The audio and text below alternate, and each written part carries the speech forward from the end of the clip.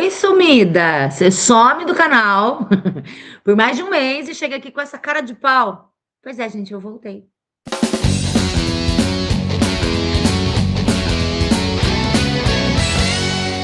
Bom, caso você não se lembre, eu sou a Ju Palermo, você tá aqui no canal Fala Pra Camões. Entre outras coisas, né, esse vídeo aqui de mais um retorno, vou explicar o que houve nesse tempo, por que eu tô tão sumida, né? Falando de maneira bem sincera e contando aí um pouquinho das leituras que eu fiz. Estou gravando esse vídeo aqui já na segunda metade de abril, né? Contando um pouquinho do que eu li aí em março, abril, e do que não li, do que, enfim, de tudo mais.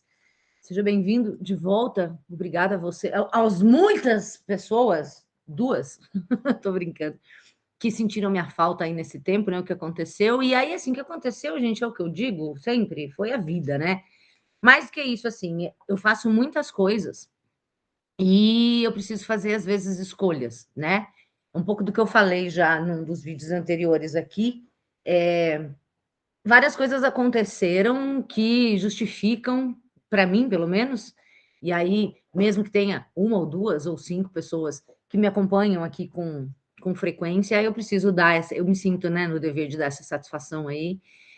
E que é assim, um monte de coisa aconteceu, mas também tem um certo desânimo meu com o canal, não vou mentir, né?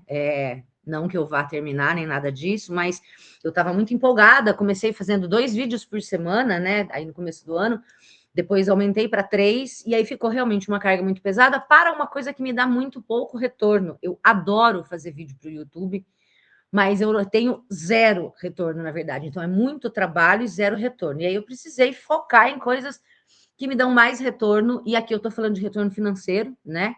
Especificamente.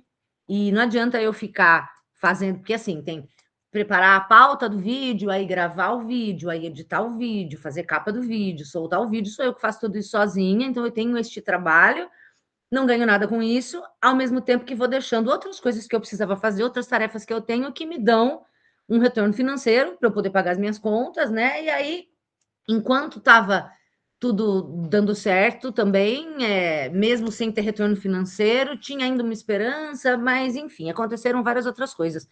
A primeira coisa é que eu comecei o meu trabalho de campo do doutorado, né, que era uma coisa que estava parada.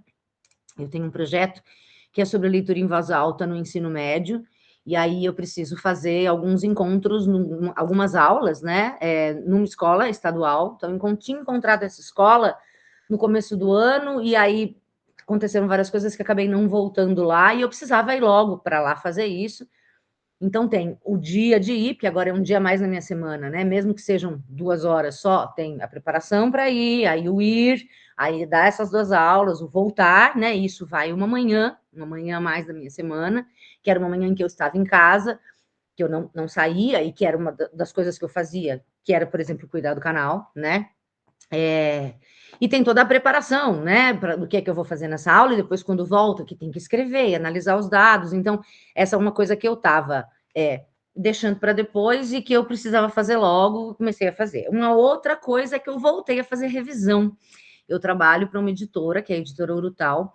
Eu trabalhei com eles vários anos, revisando um monte de livros, alguns muito legais, outros não tanto, né? Mas o trabalho de revisão em si é muito legal. Eu gosto muito de pegar um livro que está cagado por várias razões e fazer a revisão e deixar esse texto melhor, independentemente de eu gostar dele ou não. Nesse processo, conheci autores incríveis e livros incríveis, como eu disse, outros nem tanto, mas tá lá minha marquinha em cada um desses livros. E eu tinha parado de trabalhar com eles em 2024, e veio um convite para eu voltar a fazer esse trabalho, e eu voltei. Eu estou revisando principalmente, até agora, livros publicados em Portugal, porque a Editora Urutau também publica livros em Portugal, né? E aí voltei com esse trabalho no finalzinho de março, e agora em abril. Foram 16 livros, se eu não me engano, até agora. Foram 16 livros até agora, né? Revisados. A maioria poesia. Tinha 2 peças de teatro, um romance, um de contos, e o resto tudo poesia. Isso também me dá um trabalho, né? Mesmo que às vezes os livros de poesia são mais rápidos, porque tem menos texto, né? Mas tem todas as especificidades da poesia que eu preciso verificar, enfim. E aí tem algumas coisinhas chatas do processo de revisão, que é, por exemplo, comparar sumário com os poemas. O cara bota lá o índice, né, dos poemas e às vezes está fora de ordem. Então, assim, é uma coisa que dá trabalho, mas que me dá retorno financeiro, né? Então, não muito, mas dá, e é um trabalho que eu adoro fazer, né?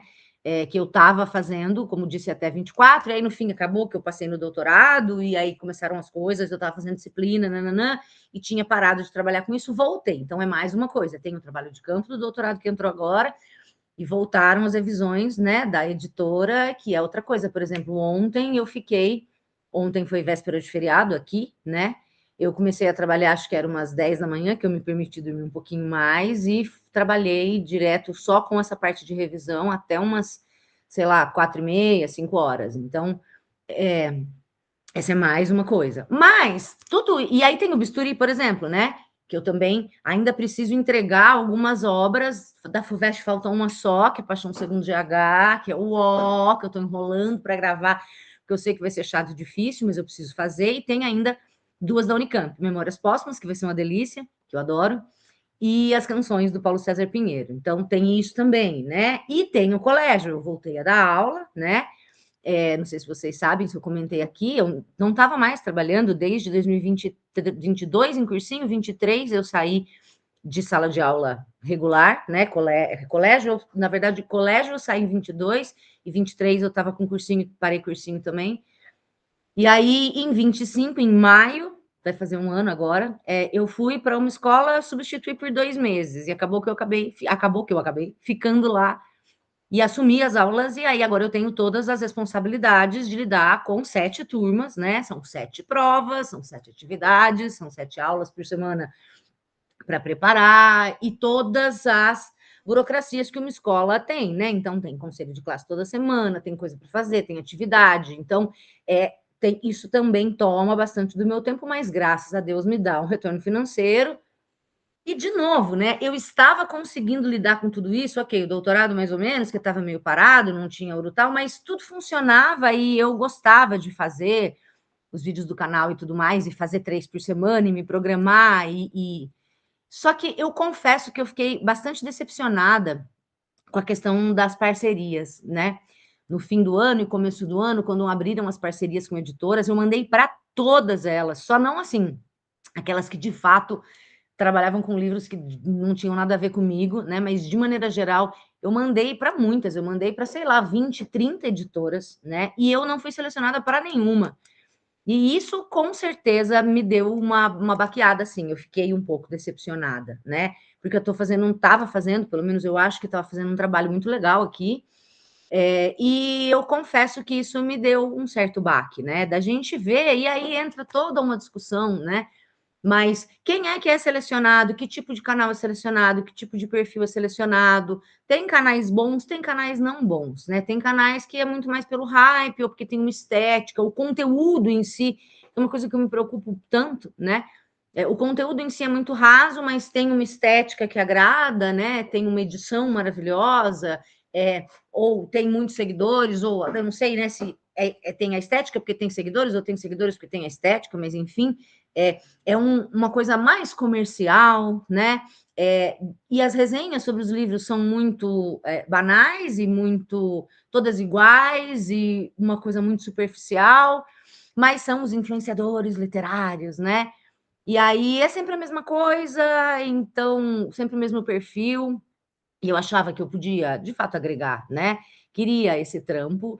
E, de novo, de retorno financeiro, isso é quase nada, né? Porque os caras mandam um livro para você e você faz a propaganda para eles. A verdade é essa, né? Não é Eles te pagam pelo trabalho de ler o livro, analisar o livro, fazer uma análise e gravar essa análise, e editar essa análise, soltar. Não, o que eu ganho em troca desse trabalho? Eu ganho o livro. Mas para mim estava de bom tamanho, porque minha vida tem muito a ver com livros, né? Para não dizer que minha vida ou são os livros, mas para mim seria muito interessante receber essas novidades do mercado editorial. Eu estava disposta a fazer esse trabalho em troca dos exemplares dos livros, mas aí nem isso rolou, né?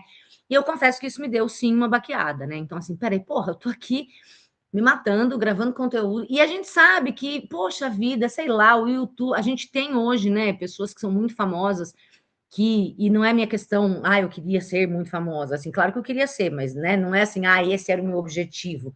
Mas o que eu estou dizendo é que antigamente, quando o YouTube surgiu, a gente tem pessoas hoje que são muito famosas e que pegaram uma onda lá do YouTube lá de trás, né?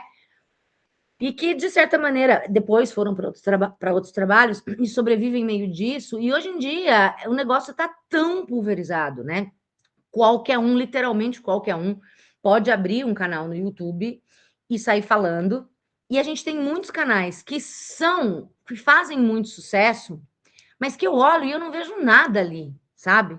É uma coisa bastante superficial a qual eu não quero me render, não quero, né, lidar com esse tipo de maneira de produzir conteúdo, assim. Então, não sei, talvez por isso o canal vai continuar do jeito que ele é, que eu venho aqui, eu falo o que eu acho, eu faço a minha análise, né? Quando é de um thriller, ou enfim, é uma análise não é tão, extremamente profunda, até porque os livros não são extremamente profundos, mas eu dou a minha opinião, inclusive, que vem de muitos anos de ler romances policiais, então tem uma certa estrutura que a gente vê que se repete ou não, né? Não é uma coisa tipo, nossa, esse livro é super legal, você não vai dormir, você não vai conseguir parar, porque... né? Eu acho que tem um pouco isso, assim. E aí juntou um monte de coisa que eu tinha para fazer na vida, com uma certa decepção de, porra, sério, nenhuma, né? E de ver os que são escolhidos, o trabalho que fazem, que é um trabalho que eu não consigo admirar, na sua maioria, e com, porra, puta trampo, né? Puta tempo que eu tô gastando para isso, puta trampo que eu tô gastando, e aí tá, hoje eu tem revisão para fazer, que vai me pagar, tem coisas da escola para fazer, que paga o meu sustento, tem coisa do bisturi, que é o amor da minha vida e o meu grande projeto, e que também me dá o meu sustento, e tem vídeo pro canal que tem aí 100 visualizações, o vídeo que eu fiz, que eu, né, tive todo o trabalho de fazer, de gravar, de editar.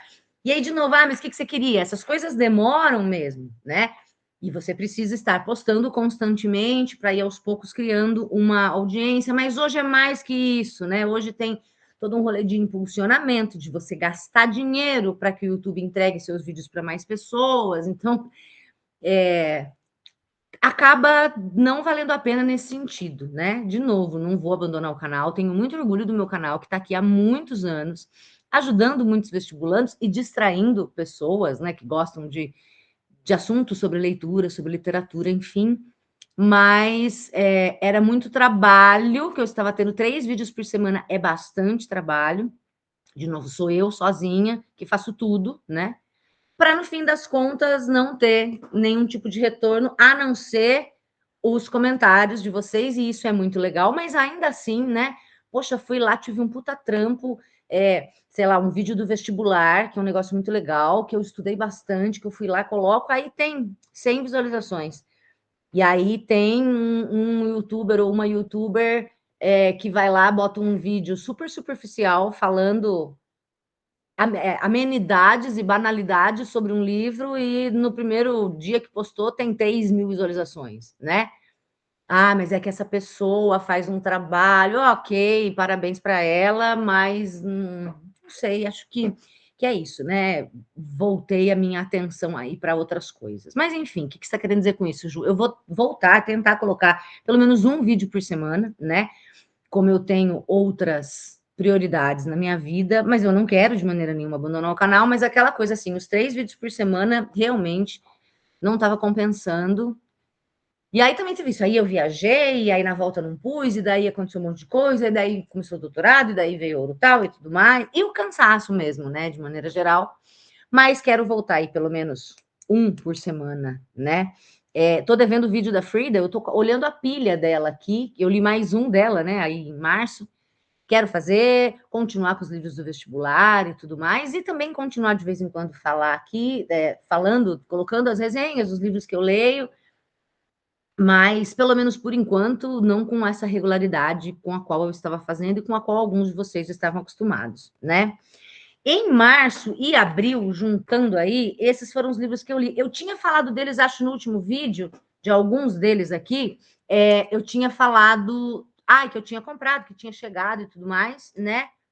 E aí foi assim, só para relembrar, eu até sugiro que vocês vão lá ver esse vídeo, se vocês não lembrarem, enfim, ou se não tiverem visto. Eu li 2 livros do Compêndio Mítico do Rio de Janeiro, do Alberto Mussa, e eu já comentei aqui que foram uma decepção, né? Eu estava esperando que fosse ser mais legal. Eu li a primeira história do mundo e depois eu li O Trono da Rainha Ginga. Nesse compêndio, o Alberto Mussa escreve 5 livros, um para cada século do Brasil, século XVI, XVII, XVIII, XIX e XX, sobre um crime, né? Cada um tem um crime, só que tem um rolê muito mais histórico do que, de fato, do romance policial em si, né? Esse primeiro eu achei bem chato, eu me forcei a terminar, e o segundo também não achei legal. E aí dei uma pausa, eu tô com os outros 3 ainda. Eu quis ler na ordem, não foi a ordem que ele publicou, mas foi quis ler na ordem dos séculos, né? Então esse é do 16, esse é do 17. Eu confesso que deu uma preguiça, até pensei, será que eu leio do 20 para ver se anima, depois volto? E no fim eu larguei e fui ler outras coisas. E aí eu fui ler o Setembro Negro, do Sandro Veronese. Eu tinha lido Colibri, né? Esse também tem resenha aqui, eu amei. O Setembro Negro eu gostei. O Colibri gosto mais, mas gostei bastante. Pretendo ler outras coisas desse autor italiano, que é o Sandro Veronese, que eu achei bastante legal. E aí eu peguei o Tieta, né? Tieta do Jorge Amado, que eu acho que eu comentei nesse vídeo com vocês, que eram os livros novos que tinham chegado por aqui em março. Ele é um calhamacinho aí de quase 650 páginas. Eu me lembrava muito de Tieta por causa da novela, né? A novela é do começo dos anos 80, eu era criança, mas ela passou de novo várias vezes, não vale a pena ver de novo, no Viva, sei lá.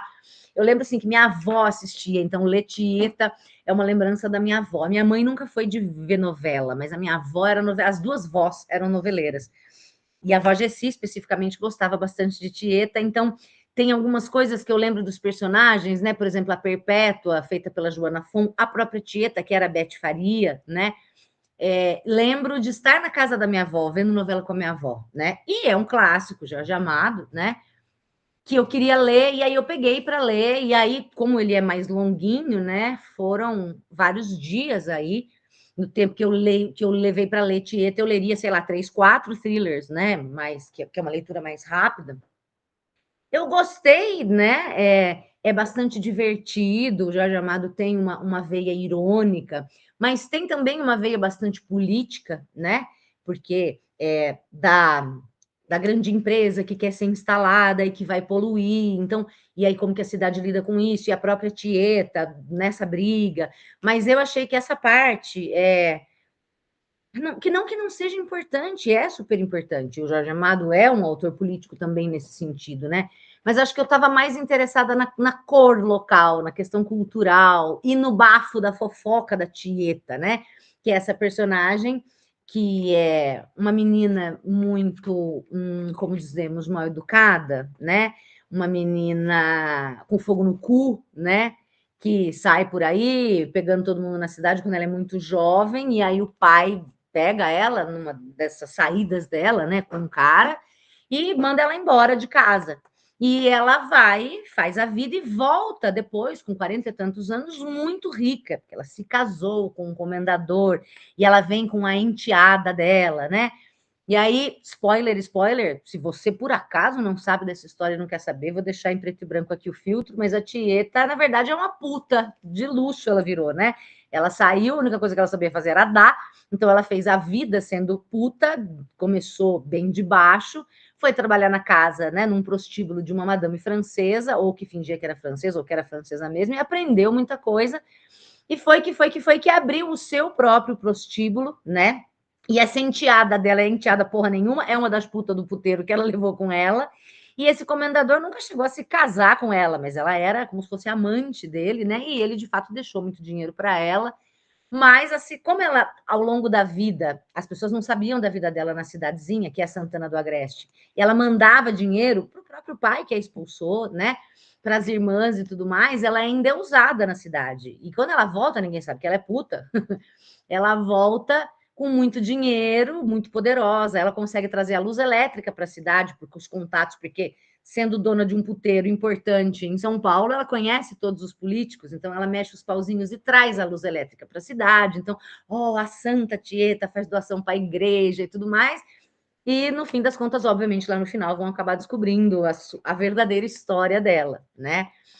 Então, essa parte da fofoca é uma parte interessante, e tem a parte política também, e eu confesso, eu acho que assim, a gente tem fases, né? Tem fases em que a gente está com mais vontade de ler uma coisa mais reflexiva ou mais política, e tem fases que a gente está mais interessado em ler uma coisa para distrair, a fofoquinha e tal. Então, eu acho que nesse momento aí eu estava. As partes que ficam os conluios e as conversas entre os empresários, essa parte achei um pouco chata. De novo, não estou dizendo que não é importante, entendo que isso faz parte da obra do Jorge Amado e da literatura brasileira de maneira geral, mas me deu uma cansada. E aí é um livro longo, né? Mas enfim. Daí a gente sai de um clássico da literatura brasileira para o chorume comercial, e que é uma delícia, que é a Frida McFadden, né? O último livro que ela tinha lançado até então, tinha, tá, gente? Porque já tem um novo aí, que vai ser lançado agora em maio, né? Que é o Querida Deb, e é daqueles, né, que a gente pega e lê em um dia. Eu estava viajando, li em praticamente 24 horas, tipo, começa num dia de manhã, termina à noite, ou comecei num dia à noite, terminei no outro dia, é bem tranquilo.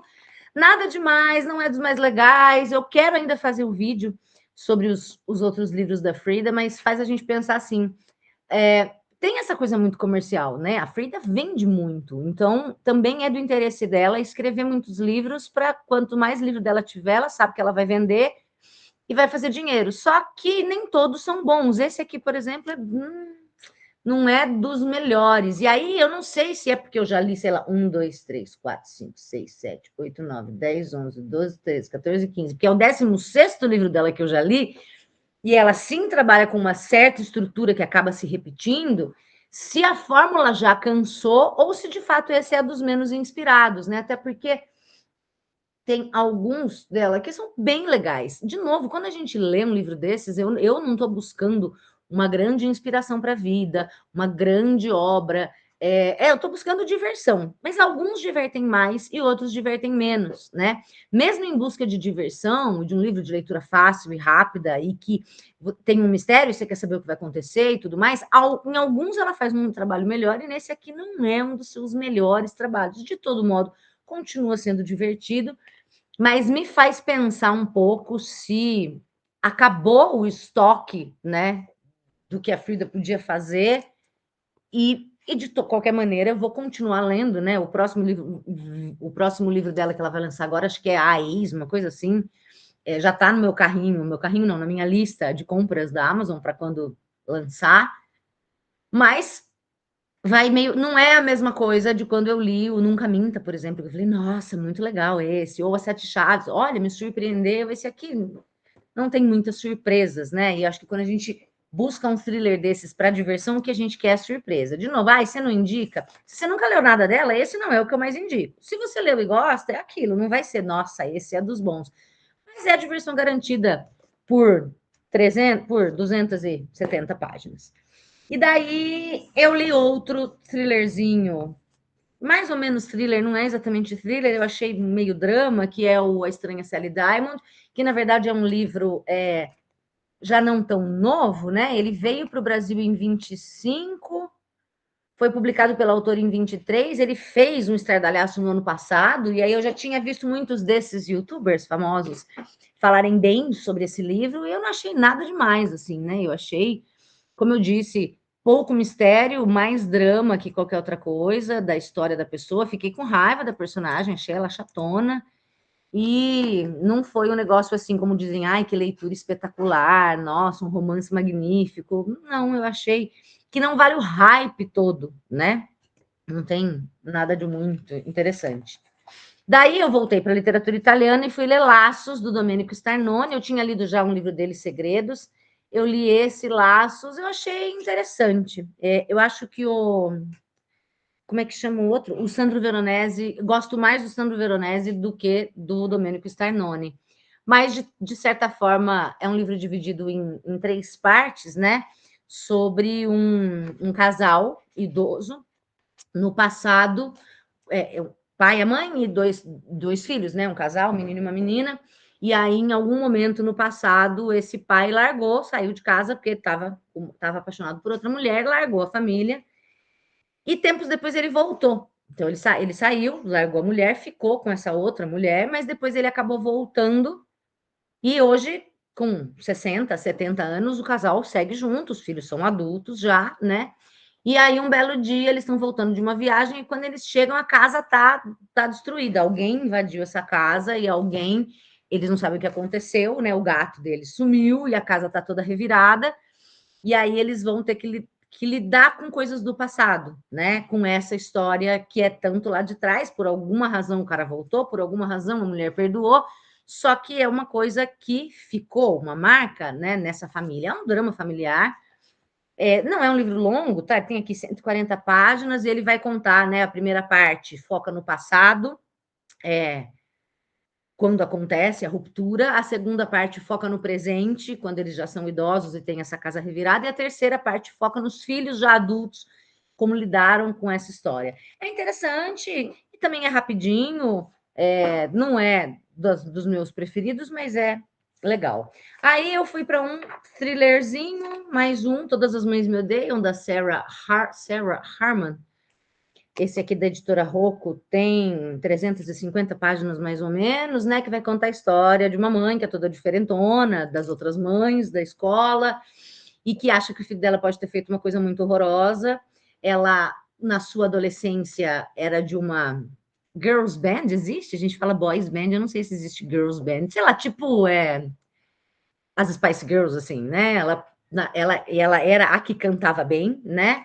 Mas ela engravidou e aí ela acabou saindo do grupo e a vida dela deu várias voltas, mas ela tá lá, ela é meio diferentona, ela não é aquela mãe exemplar, né? E o filho dela tem alguns problemas, digamos assim, de relacionamento, e aí um menino da escola acaba desaparecendo durante um passeio, e ela acha que o filho dela está envolvido nisso, então tem essa coisa do mistério de o que aconteceu com esse menino, onde ele está, ela vai investigar junto. Não é nada muito maravilhoso, mas é interessantezinho, assim, nada uau, né?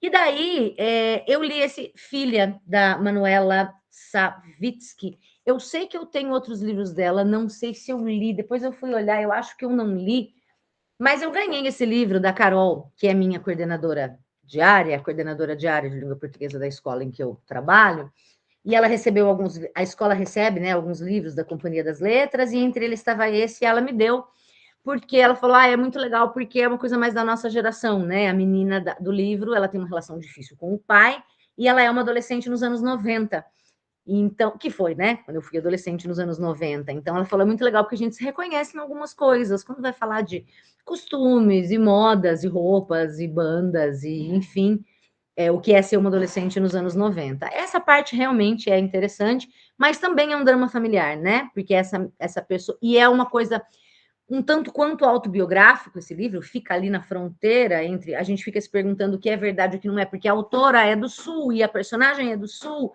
e aí é um pouco o que a gente sente quando lê o Nove Noites, né, do Bernardo Carvalho, em que ele mistura a história da vida dele com ficção e você não sabe o que é verdade, o que é inventado, o que ele aumentou, o que não, né? E aí ela tem essa relação muito difícil com o pai, ela sai muito jovem de casa e aí o pai morre e ela volta. Aquela coisa que é isso que eu falo, é um tema batido muito na literatura e também no cinema, né?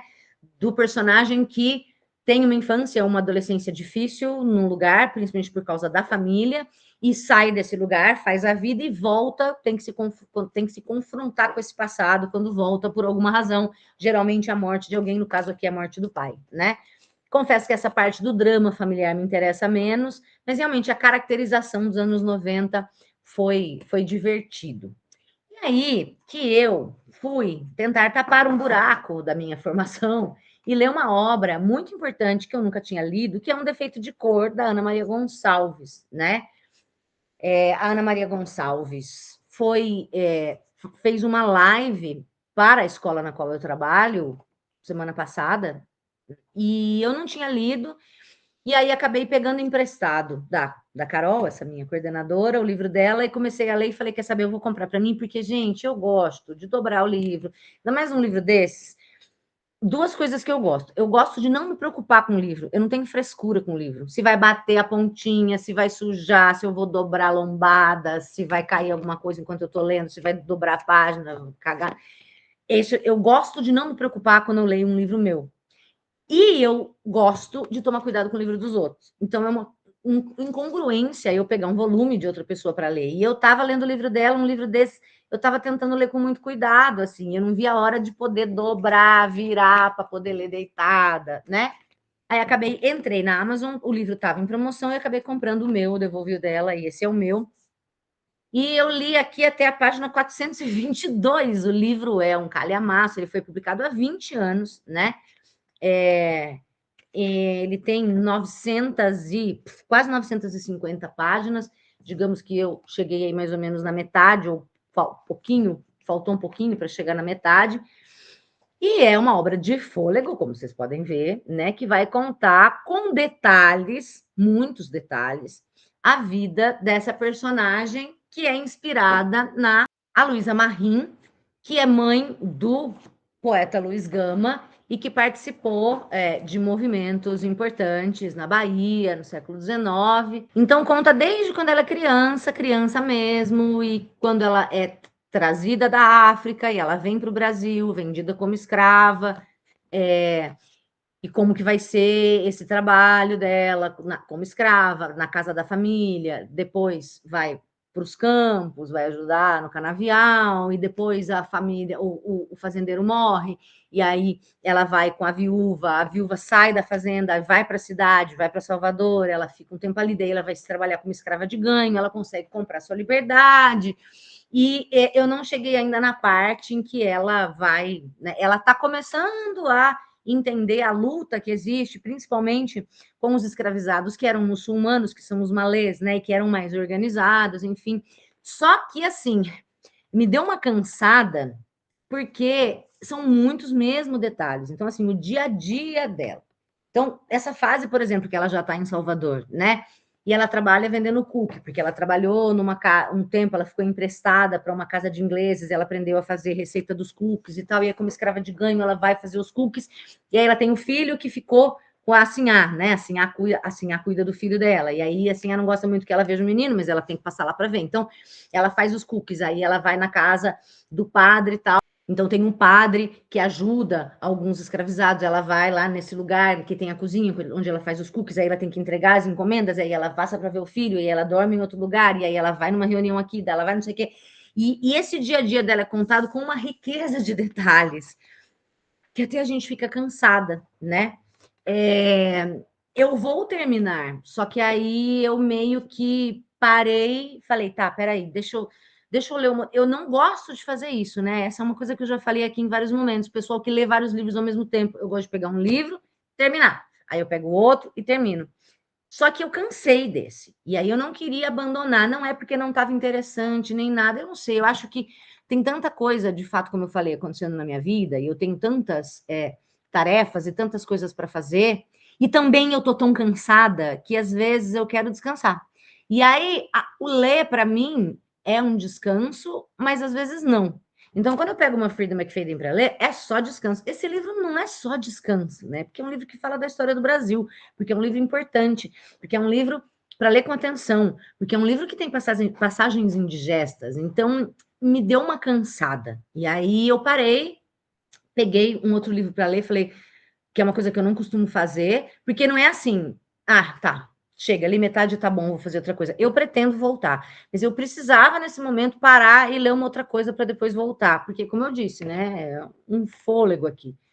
Aí eu peguei um romance policial que eu tinha comprado de uma pessoa, uma autora da época da Agatha Christie, e falei, vamos ver, né, se eu ler um romance tipo Agatha Christie, dar uma limpada na mente para eu voltar para cá. Só que também não está fluindo essa leitura, sabe? É esse aqui, ó.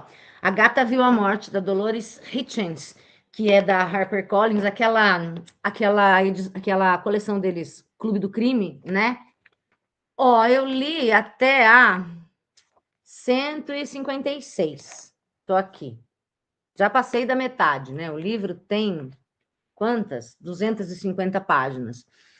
Mas eu não sei, eu tenho essa coisa, né? Acho que muita gente tentou ser Agatha Christie e ninguém conseguiu. Não é fácil, né? eu fui também, eu acho que tudo tem a ver com fases da nossa vida e com as nossas expectativas. Como eu estava cansada do peso de um defeito de cor, eu queria ler uma coisa mais leve. Mas aí fui com a expectativa, poxa, um livro da Era de Ouro, do romance policial, no estilo Agatha Christie, da época da Agatha Christie, mesmo não sendo ela, né? Mas não é Agatha Christie, né? Eu acho que eu talvez devesse ter pegado para reler uma Agatha Christie. Mas aí eu fico pensando também, poxa, com tanto livro novo que eu tenho aqui, vou ficar relendo coisas que eu já li. E assim, não fluiu. Esse aqui é um livro que eu geralmente leria em um dia. E aí eu estou aqui enrolando. Eu não sei dizer quanto tempo, quantos dias faz que eu não pego para ler. Eu acho que também tem isso. E aí esse vídeo aqui é um pouco sobre isso, né? Uma fase de cansaço. Nós estamos aqui na segunda metade de abril e eu estou cansada, né? E com muitas tarefas para fazer, e aí, às vezes, no momento em que eu não estou fazendo nada, não porque eu não tenha para fazer, mas porque eu decidi, hoje eu não vou fazer nada, eu preciso descansar, não está fluindo também ler. A gente tem essas fases, né? Eu vou terminar a Dolores, vou terminar A Gata Viu a Morte, até porque não falta muito. Eu vou voltar para um defeito de cor, eu quero terminar também, aviso vocês aqui quando isso acontecer, né? E tem várias outras coisas aqui que eu quero ler. Eu acho que eu já cheguei a mostrar esses livros que estavam aqui, não tem nenhuma novidade, né? Também fica comprando muitos livros, sendo que ainda tem os outros para ler, então... E é nessa ilusão de que tá, esse aqui tá me cansando, não, então eu vou para esse aqui. Porra, mas esse aqui também não foi. Não é o problema do livro, eu acho que tem a ver com essa fase mesmo de cansaço mental, né? De muitas tarefas para fazer, e a gente às vezes tem essas coisas. Tem esse outro, o único novo que tem aqui, esse aqui que chegou, Educação Literária no Ensino Médio, que eu comprei. Ah, mentira, tem mais. Que eu comprei por causa do doutorado, né? Eu lembrei agora, tem esse aqui também, Água Fresca para as Flores, da Valérie Perrin, não sei se é assim que se pronuncia, que quando eu fui comprar um defeito de cor, ele tava junto, né? Tava na minha lista e estava em promoção. Eu acabei comprando também. Esse é um que eu pretendo ler em breve. E com isso eu apaguei a luz. Esse é um que eu pretendo ler em breve. Tem esse aqui que é do doutorado, mas eles vieram na leva junto com esse aqui, né? Então, assim, é um vídeo de não sei, né? E que é normal. Eu saí de uma fase em que eu estava lendo muito, por exemplo, que foi novembro, dezembro, janeiro, eu estava lendo bastante, e fevereiro ainda mantive esse ritmo, e aí março, abril caiu, e eu acho que é natural, a gente se cobra muito, né?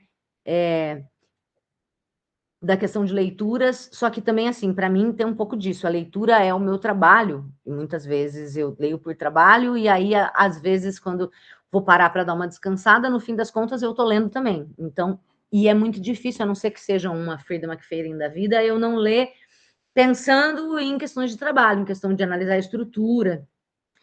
E às vezes a gente tem uma fase de, peraí, tá com muita coisa, acho que eu quero assistir uma TV, né? Só para fazer uma análise aqui, o Filha, que foi o último livro, então, que eu fechei a leitura, foi o 32º livro, né? Então, eu li aí 32 livros até agora, nesse ano, nesse rescaldo aí que eu vim de janeiro lendo muita coisa, fevereiro lendo muita coisa, aí março mais ou menos, e aí abril deu essa super diminuída. Mas, então, esse foi o 32º livro que eu li. 32 livros divididos por 4 meses, né? Só que não é assim, não é exatamente, você leu 8 por mês. Teve mês que eu li bem mais, teve mês que eu li bem menos. Mas é isso, eu sei que acontece. Eu sei que, por exemplo, agora, terminando os livros que faltam do bisturi, é uma carga que sai do meu ombro, sabe? O doutorado, os encontros vão aí até junho. Aí é outra carga que sai. Ju, o que você está querendo dizer? Que você não vai ler até lá? Caiu tudo. Que você não vai ler até lá? Não, não. Obviamente não é isso, mas eu acho que um pouco do cansaço que me faz essa fase, né? Que eu tô aí meio cansada, essa fase muda, melhora, né? Conforme eu for tirando coisas da minha frente, conforme eu for adiantando outras coisas. Ou também quando cai, às vezes, um livro na sua mão que era tudo que você precisava para aquele momento, né? Eu acho que é isso, assim. Gosto de vir aqui, como vim, sei lá, em fevereiro, leituras de fevereiro, mostrar os 12 livros que eu li quando eu estava numa fase super leitora, e também vir aqui agora em abril para falar desse cansaço também, né? Por exemplo, esses dias eu fiquei, acho que foi quinta, não foi quinta, foi quarta-feira, foi sexta-feira, não sei que dia que foi desses que eu fiquei o dia inteiro, falei, hoje eu não vou fazer nada, e larguei todas as 1000 coisas que eu tinha para fazer, e fiquei assistindo The Traitors, que eu não sei se você conhece, já fica aqui a dica, é um programa de TV maravilhoso, é um reality show, em que um número X de estranhos vão jogar um jogo, e que é um jogo em que você tem alguns traidores e o resto são fiéis. É tipo Cidade Dorme, se você já jogou, né? O jogo que eu chamo de máfia. A identidade dos traidores é secreta e toda noite eles matam alguém, eles eliminam alguém do jogo. E aí eles têm tarefas em que eles vão juntando dinheiro pro prêmio, que no final vai ficar para os que sobreviverem. E durante o dia eles fazem uma reunião e eles votam em quem eles acham que é um traidor. E essa pessoa sai do jogo. Se ela for um traidor, ela sai. Se ela for um fiel, ela sai também. E o número vai reduzindo, reduzindo, reduzindo, até que no final se sobram, sei lá, 3 ou 2 fiéis, né? Eles dividem o dinheiro, mas se tiver um traidor no meio deles, o traidor leva tudo. É um jogo muito interessante do ponto de vista psicológico e social, das pessoas acreditarem, das pessoas mentirem, das pessoas enganarem, das estratégias que os traidores vão fazendo, de quem eles vão matar, de como eles vão reagir, em quem eles vão votar, e dos fiéis, a estratégia que eles vão montar para achar quem são os traidores, é tudo que eu acho muito legal, né?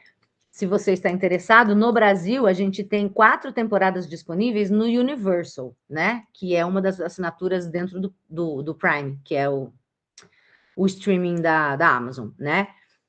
Se você é tecnológico, internetico, dá para encontrar de outras formas. E agora eles colocaram a temporada 1 da Austrália, que foi essa que eu vi em 2 dias aí, essa semana, acho que foi sexta e sábado, uma coisa assim. E colocaram a primeira do Reino Unido. Mas tem, assim, depois eu descobri, é um mundo The Traitors, né? A dos Estados Unidos é muito legal, foi a primeira que eu vi. É muito. É, a produção é incrível, porque é num castelo medieval, e o apresentador do programa é todo teatral, é o Alan Cumming, que é maravilhoso. É, mas eu descobri que tem um mundo de The Traitors. Tem The Traitors Austrália, Bélgica, Holanda, Turquia, né? Que a gente não consegue acessar aqui no Brasil. Eu sou uma analfabeta nesse sentido de baixar coisas e colocar legenda e não sei onde encontrar, até porque teoricamente é ilegal, mas, poxa, como é que eu vou acessar o. Eu quero assistir The Traitors Turquia, como é que eu faço para achar? Não acha, né? Só por esses caminhos que eu não conheço. Então, agora eu achei o The Traitors Nova Zelândia, a primeira temporada, eu tô assistindo, e é isso, assim, sabe? Eu acho que o meu lazer tem sido mais esse, né? Quando eu penso, eu tenho um monte de coisa para fazer, mas agora eu vou parar e eu não vou fazer nada disso. O que é que eu vou fazer? Eu não quero seguir quem der pelas ruas de Salvador, se fudendo, e a Irmã da Revolução, não tô nesse ponto. Eu também não tô a ponto de seguir o detetive aqui nessa história estranha que parece Agatha Christie, mas não é exatamente, de uma morte que a gente não entendeu direito, e os personagens que não são tão bem construídos, eu não tô afim. Tô afim de começar outra coisa. Aí eu não posso começar outra coisa, porque eu tô com 2 começados, eu preciso acabar esses 2. O que eu vou fazer? Eu vou ver The Traitors, sabe? Ou eu vou ver um filme. E é isso, eu acho que também, por um lado, tudo bem, por outro lado, isso me incomoda, mas não há o que fazer, então sigamos, né?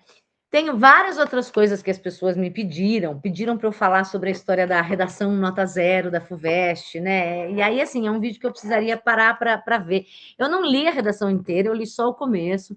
Eu achei foi pouco, eu achei ridículo, né? Mas também depois disso, já surgiu tanta gente falando, né? Já faz tanto tempo, já virou uma notícia velha.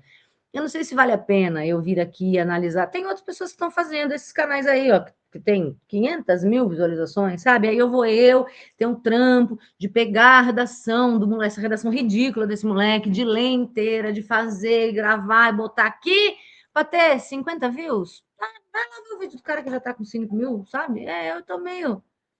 meio decepcionada nesse ponto, assim, sabe? Mas enfim, vai passar, tá? Eu vou ver se eu faço o vídeo da Frida.